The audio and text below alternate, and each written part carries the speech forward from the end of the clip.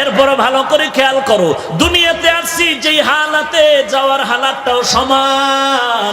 যখন সবাইকে কবরে রেখে সবাই চলে যায়, যাওয়ার বেলায় কবরের মধ্যে রাইখা যখন চলে গেল, ওই কবরে ফেরেশতা আসবেনি?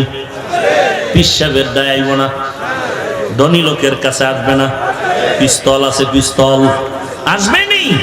আসার পরে এরপরে প্রশ্ন করবেনি? জানা থাকলে বলেন কয়টা প্রশ্ন করবে? তিনটা প্রশ্ন করবে। পীরের প্রশ্ন আলাদা, মুরিদের প্রশ্ন আলাদা না? সবে চিন্তা করেন তো, এরে আল্লাহর বান্দা, দুনিয়াতে আসার হালাতটাও সমান, পৃথিবীর থেকে বিদায়ের হালাতটাও সমান। সাদা তিনটা কাপড়ের বাসিন্দা হয়ে গেছো, অন্ধকার কবরের সাইজও নাকি পিসাবেরটা 3 হাত লম্বা বড়? হ্যাঁ, এরে নবীর উম্মতের দল, কবরে আসার পরে ফেরেশতারা 3টা প্রশ্ন করবে। ওই সময় কারো কপালে লেখা থাকবে না তুমি তাবলিগ না আলিয়া না কওমিয়া, সবার হালাত কিন্তু সমান। প্রশ্ন 3টা করা হবে। 1 নম্বরে রবের পরিচয় দাও, 2 নম্বরে ধর্মের পরিচয় দাও, 3 নম্বরে রহমাতুল লিল আলামিনের পরিচয় দাও।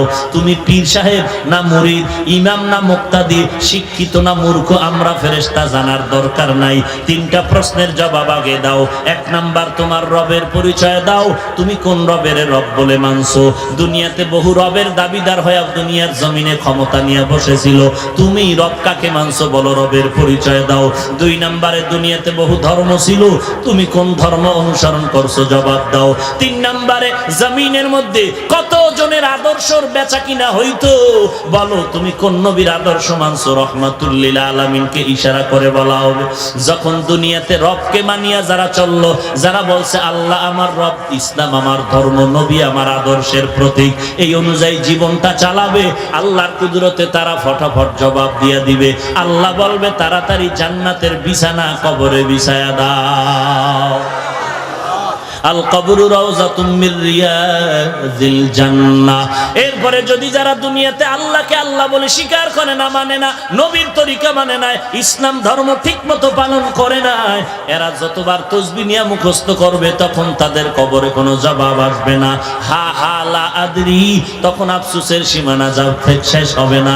আল্লাহ তাআলার কুদরতি অর্ডার হয়ে যাবে, এই বান্দা আমি আল্লাহকে রব বলে মানে নাই, এই বান্দা আমার ধর্ম ইসলামের কবুল করে নাই, এই বান্দা আমার নবীর আদর্শকে আদর্শ বলে স্বীকার করে নাই, তাড়াতাড়ি জাহান্নামের দরজাগুলো খুলিয়া দাও।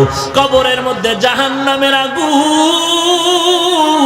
একটা নয়, 2টা নয়, 70 থেকে 99টা সাপ। অন্ধকার কবরের মধ্যে আগুন। আল্লাহ নবী বলেন 2 পার্শ্বের মাটির চাপ দেওয়া শুরু হয়ে যাবে। একটা বেতের বাড়ি সহ্য করতে পারো না রে মুমিন, একটু চিন্তা কর কবরের চাপ কেমনে সহ্য করবা। জমিন থেকে 9,30,00,000 মাইল উপরে সূর্য, দিনের বেলা সূর্যের তাপ ছিল, গরম লাগছে, রাতের বেলা নাই, এরপরও ফ্যানের বাতাসেও ঘাম কমে না, ঠান্ডা হয় না। আল্লাহর নবী বলেন আমি মেরাজে গিয়া জান্নাত আর জাহান্নাম দেখে আসলাম, একটা সেকেন্ডের জন্য আমার উম্মতেরা জাহান্নামের আযাব সহ্য করতে পারবে না।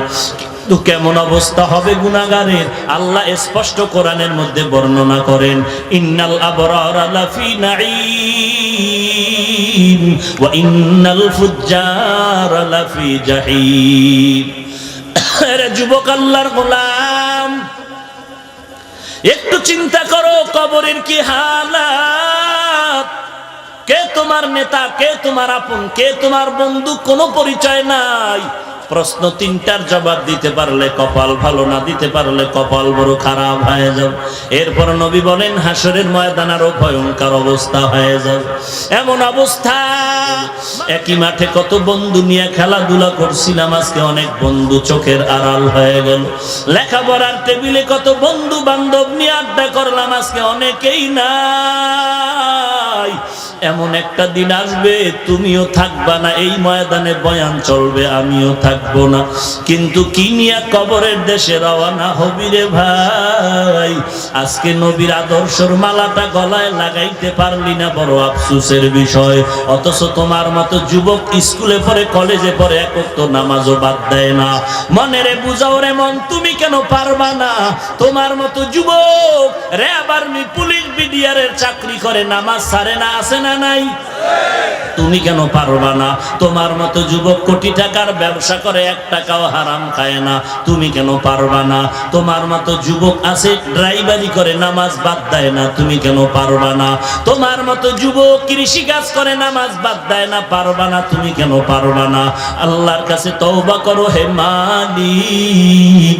জীবনে অন্যায় করে করে জীবনটারে নষ্ট করে ফেলেছি, আজকে এই ময়দানে তওবা করলাম, আর জীবনে গুনাহ করব না, নামাজ ছাড়বো না, মা বাবাকে কষ্ট দিব না, দেশ ও জাতির বিরুদ্ধে ষড়যন্ত্র করব না, সহিভাবে কোরআন পড়ে জীবনটাকে পরিচালনা করব, আলেম ওলামাদের বিরোধিতা করব না, কারো গীবত শাকায়াত করে কবিরা গুনাহ আমলনামায় জমা করব না, গলায় ছুরি আসলে মরে যাব, এরপর আর জীবনে আমি অপরাধের দিকে যাব না, নবীর আদর্শ মতো জীবনটা চালাবো।